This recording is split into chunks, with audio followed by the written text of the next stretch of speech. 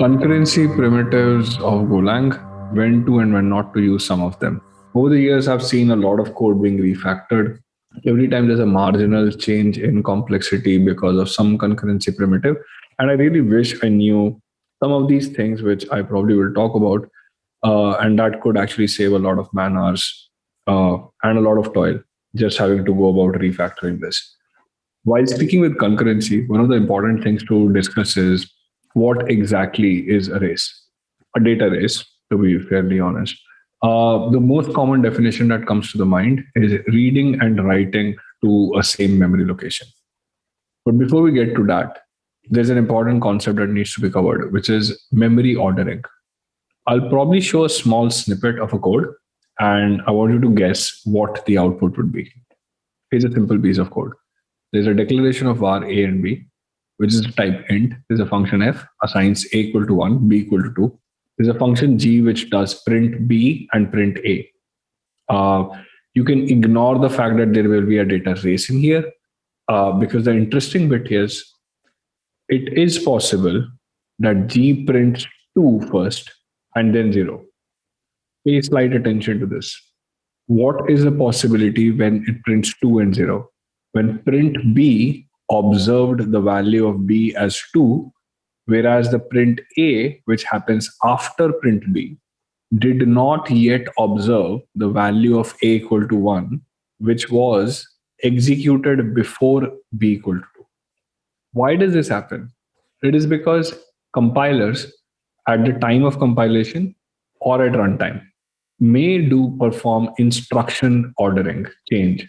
So it's not guaranteed that what you see as A equal to 1 and B equal to 2 outside of the block, outside of the scope of that function, would be observed in the same manner. And this is a memory ordering problem. And this results in everything else where we need to now start serializing, because what we're trying to do is we're solving this unpredictability. Here's a sample piece of code. It's a pseudo code. To some, it may look like Python. To others, it may look like Go. We have a bunch of URLs. There is an array of responses where we will gather all the responses that we get by fetching the URLs. There's a small counter of total bytes received. Simply put, for I in URLs, fetch the URL using a pool. So we're trying to restrict the number of parallel connections that can be made outbound. Once we receive the data, we want to write it to a response array and also update total bytes received. The control must block until all the URLs are fetched and return the response altogether. The total bytes received are also being sent by telemetry, but that is not relevant. There are four aspects of concurrency control which are happening here. First is the handoff. The handoff is once the parallelism is done, or I'm liberally using the word parallel here because that's confusingly used parallel and concurrent. Once that is done, the control must pass on to the main routine, and that's a handoff. So somebody has to wait to see if all the workers are done working on what they have done, and only then it must proceed forward. There's a concept of data sharing here. Each of the fetch URLs we want to do in a non-blocking manner, which should be able to send data to be returned to a response array. There's a serialization happening as well because we do not want all the URLs to be executed together. There is a control mechanism which will allow only certain number of URLs to be hit, and that's the property of a pool. Then there's also a data consistency problem here because we want to change the total bytes received. But because there are multiple threads that may be performing this, multiple Go routines that may be performing this, multiple processes that may be performing this based on the language implementation, the value of total bytes received must increase collectively. That's a data consistency part as well. So to highlight them again, what are the four challenges? A control handoff, which is passing on the work, the control from a set of workers, routines to the main. Serialization, we want the ability to control what gets executed at what point of time and what gets to wait, and a control to block, unblock. Data sharing, work while they may be happening in parallel or in non-blocking asynchronous manner, the data must be receivable by some other process as well, and data consistency at all points of time. If we have agreed to increment the integer, then everybody should see a fresh value of an integer which is incremented. This is also a derivative of saying that while multiple processes are coordinating with each other, they will usually have a consensus problem. To solve a consensus problem, the control needs to be offloaded to somebody outside the system. And this is exactly why we need synchronization primitives. I'm going to call it a Marshall, not to be confused with Marshall.json, like a game Marshall. What kind of marshals exist to achieve this synchronization? There is a sync.wait group, there's a sync.mutex, an atomic, channels, and lockless data structures. I'll probably not go into the depths of the definition of defining what these are because that is almost pretty much available. I want to narrow this down to what semantics can be used for what aspect of the problem statement, which we discussed just a few slides back over here. Control handoff, serialization, data sharing, and data consistency. The first one is a sync.wait group. Fairly straightforward. You must have seen this all over Golang blogs, etc. Pretty straightforward to use. But what is it used for? It's precisely only and only used for control handoff. What is it not used for is it's not used for serialization.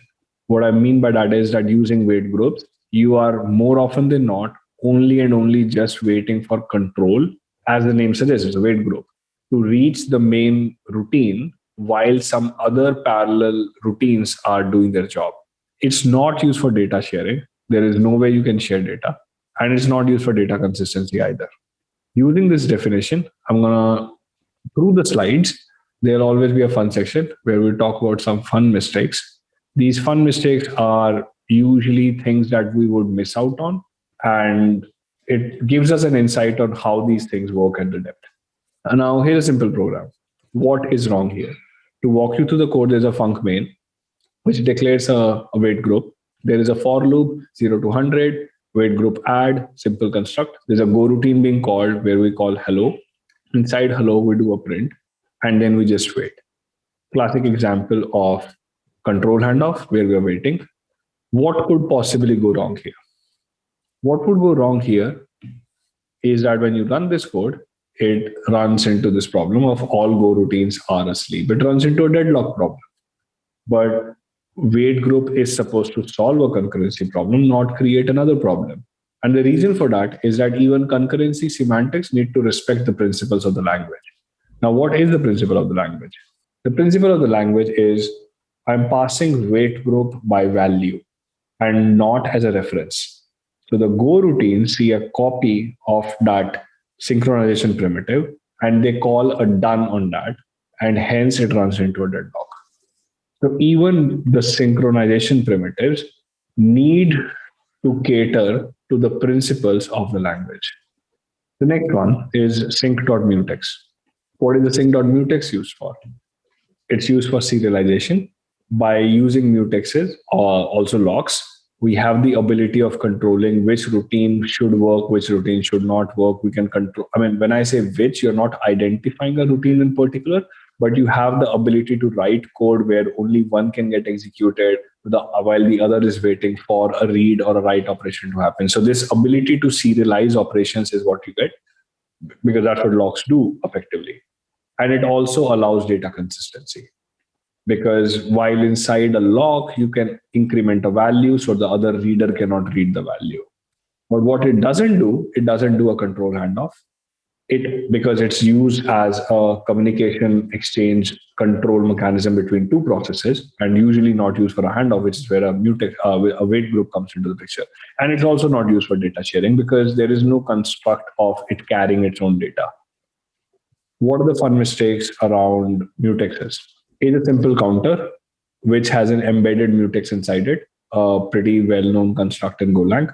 It also has an integer n.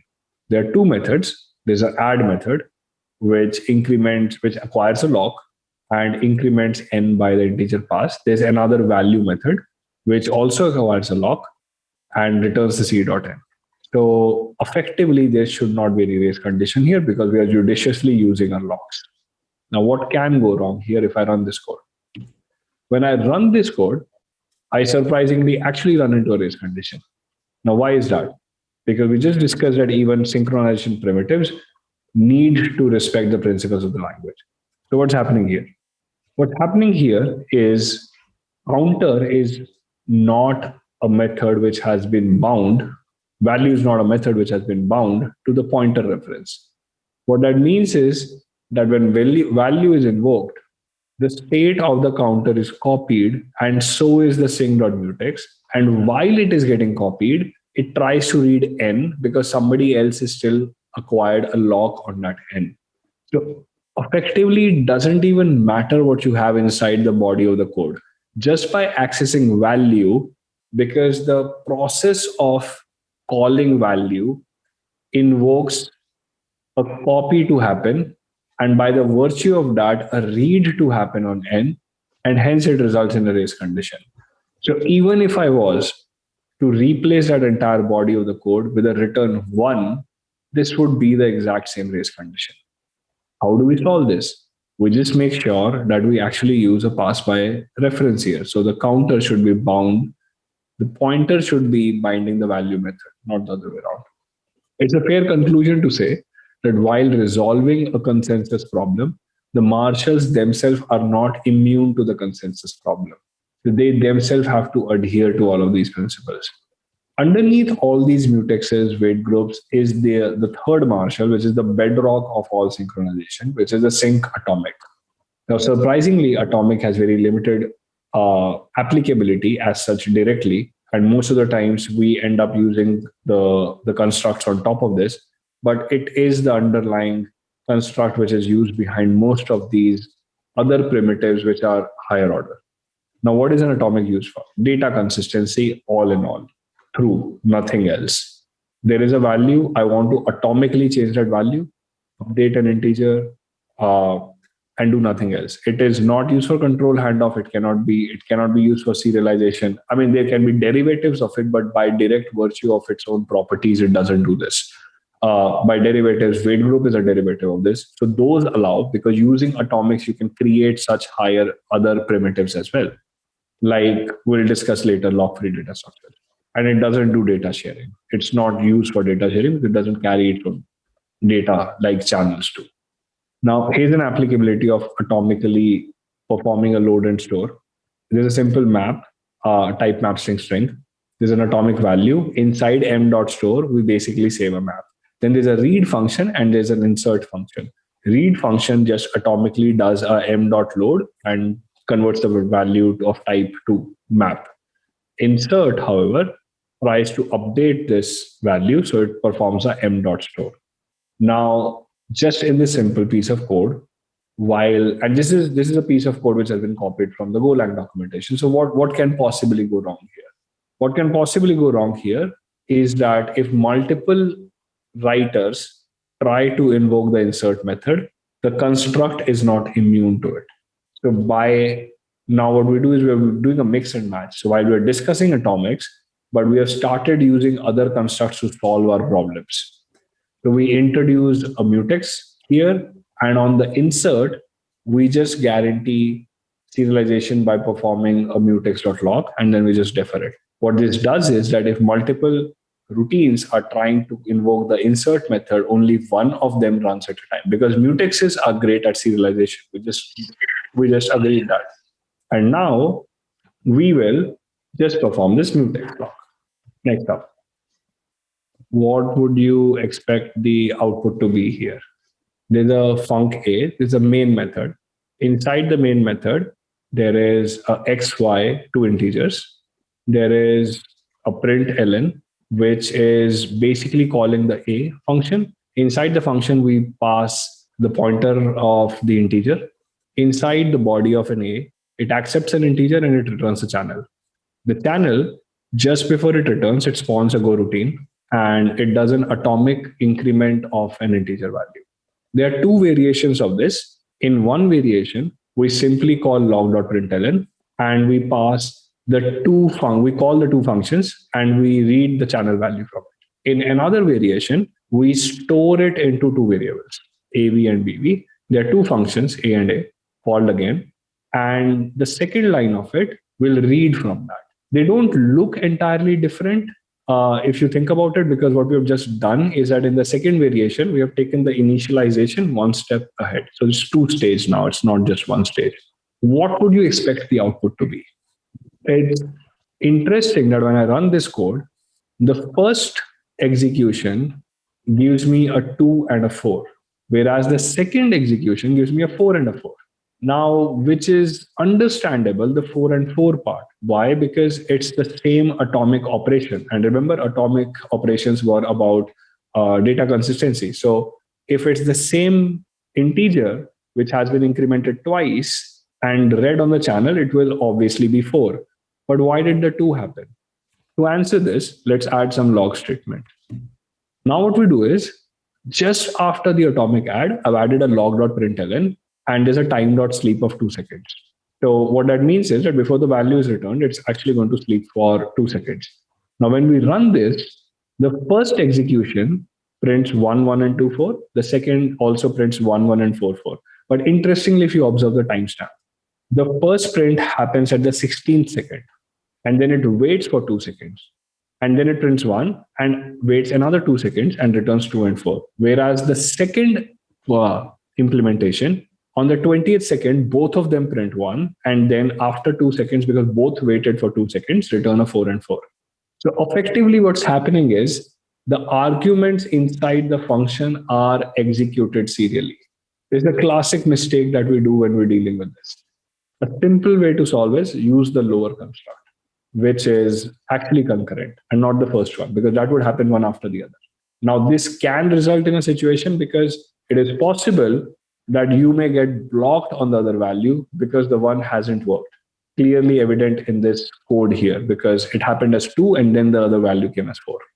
We also discussed that atomics and mutexes can both actually be used for data consistency. So are they interchangeable is a common question. Atomic, as we said, are the bedrock of it. Using that, others are done. Now, yes and no, because there's only one case where you can actually interchangeably call them as performing the same role, which is assume there was an integer operation where we had to increment something. Now, I may use atomic add int, or I may actually take a log and do an unlock and apply it. It will give me the same behavior at the end of the day. And this is the only time where we say that, oh, yeah, there may be overlapping concerns. But interestingly, atomics are actually way faster. So you may be able to do more number of atomic operations compared with the locks, because atomics are sent directly to the CPU. And there are no language BM of ordered locks which are being performed. So you would actually see a drastic performance gain. But all over Golang, we've always read and seen, please do not communicate by sharing memory. Instead, share memory by communicating, which takes us to the channels. Now, what are channels used for? Like atomics are only and only used for primarily data consistency. Channels are used for everything which is other than that, which is control handoff, serialization, data sharing. It's surprising how much you can actually start doing with channels. I mean, it's only not used for data consistency. Now, because channels are so widely used, I'm going to cover a lot of these fun mistakes. Fun for me, maybe not fun for you others. Look at this piece of code. What could be going wrong here? There's a func request which returns an int. There's a channel. There is an I. It loops over 0 to 5, increments it plus plus, and it writes the value to a channel. What could go wrong here? What can go wrong here is that those Go routines are waiting to write on a channel. Now, if the receiver or the reader of the request only read it once, there are multiple invocations of those functions which are just blocked forever because they are just waiting for the channel to clear up to write. To solve for this, we have constructs. What we do is we wrap it inside a select clause, which tries to write to a channel. And if it doesn't work, it falls to the default, which is an empty. Surprisingly, this is also not the correct way, because this can also run into a unique condition, which is the last line can block forever now, because it's possible that even before the channel is read from outside of the request scope, the other Go routines tried writing, found nothing, and fell through the default section. So now the return channel is waiting forever.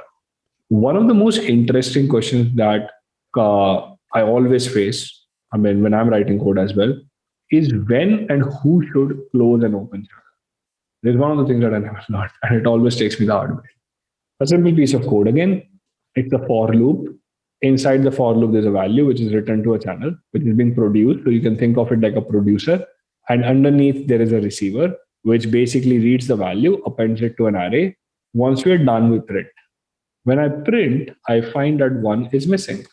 Now, this would happen if my program exited. Obviously, there's this loop after close C, my program exited. Now, because wg.wait was a wait group on the producers, once producers were done producing and the channel was closed immediately, it's possible that the receiver has not yet performed the operation on receive and the function got exited and the sys program got exited. And hence, that's the reason why I did not see a one. So, how do I guarantee this? That if 10 were sent, 10 were received? In this particular, this first of the implementation, the very first implementation, what we do is we detach the close responsibility from the sender.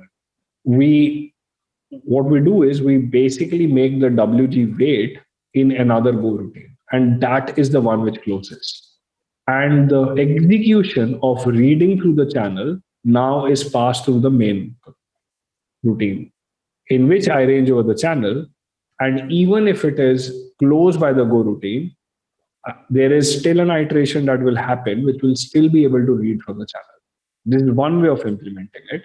Another way of implementing it, which is actually far more prevalent, is when both producers and senders and receivers are actually two different Go routines which need to communicate. And this is where we introduce the done channel. So you're producing and the consumer is receiving, but at some point of time, the control flow must not leave the parent function. And hence, we have two wait constructs now. We are actually waiting via the wait group. We close the channel and then we wait on another channel, which is triggered after the receivers are done receiving. So these are two constructs of it. What else can go wrong with the channel? Let's look at this long running piece of code. It accepts a messages channel. What we're trying to achieve here is read from messages. And if any of those reads take more than a minute, then just return and abort.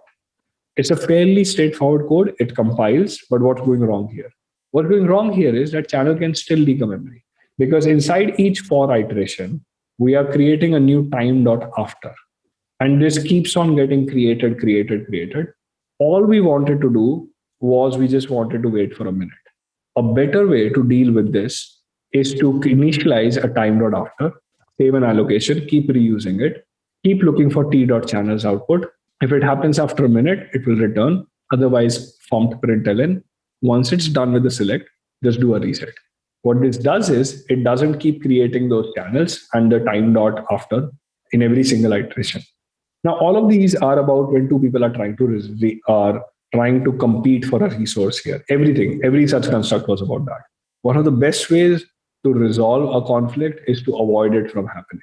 Now, this is where we introduce the notion of lockless data structures. It's a study in itself on how lockless data structures are implemented. Why I stress on lockless data structures is because generalized lock-free algorithms are very hard to implement. Designing lock-free data structures is relatively easier. My slides have a bunch of these links, which are from Microsoft Research and other research papers, which talk about building these common data structures, which are actually lockless. And most of them use atomic underneath because, as we discussed earlier, atomic is almost the bedrock of all concurrency control. Many times, what also happens is that a simple solution is actually way better than a smart solution. If you look at this piece of code, there's an input array of integers and there's an output array of integers. We need to run over the input array, perform a Go routine, which is something, it does something, get the output of it, and append it to the output array. The simplest way to do this would be using a lock, because now we're trying to serialize the access to the result output array. But do we really need a lock here? A simpler way would just be to use an array and use positional index. Now, arrays, as long as they're positionally accessed, can actually leave and do not require a need of a lock. We can just simply do run with an index. Once we get the output, we access the array via the positional index, and it does the job. So many times we actually may not even need a very sophisticated concurrency control mechanism because this itself will do our job. So just to recap, there is what is the need for concurrency constructs? Because we want to solve the unpredictability problem. We want control. There are two kinds of that. There are control constructs, which are used for control handoff. There are data constructs, which are used for data sharing and data consistency. Constructs also need to adhere to language principles. We saw how weight groups, how counters, or how channels as well can actually misbehave if you're not careful about how we are applying them. And now we also probably understand which one to use when. To recap, if you were to look at the same problem again, now when we look at this, we probably are better equipped to handle this problem. Thank you. I'm CTO and founder at Last9. We are an observability company, and I'm Piyush Verma.